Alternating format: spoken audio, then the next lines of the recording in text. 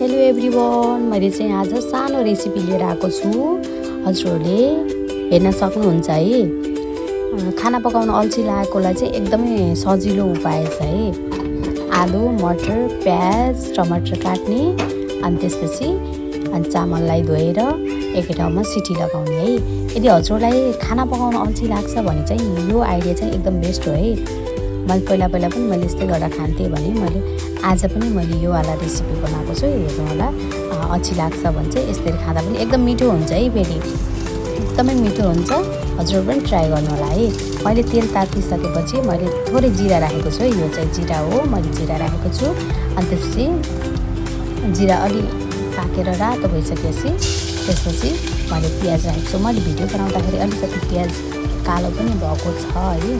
थोरै अलि भिडियो गराउने अनि त्यसपछि पकाउने गर्दा पकाउँदा अलि झन्न जाँदो रहेछ कि। अनि मैले प्याज राखेँ, त्यसपछि थोरै चाहिँ दुईवटा लसुन राखेँ कुचेर। अनि त्यसपछि मैले टमाटर राखेँ अनि टमाटरलाई चाहिँ पकाउनुपर्छ है। अनि टमाटरलाई पकाउनुपर्छ। मैले बेसार र नुन राखिसकेँ अनि थोरै जिराको पाउडर राखेँ है। हजुरले पनि यसरी पकाएर खान सक्नुहुन्छ है। ट्राई गर्नुहोस् है, कतिको मिठो हुँदो रहेछ। मैले चाहिँ ट्राई गरेँ, एकदमै मिठो भयो।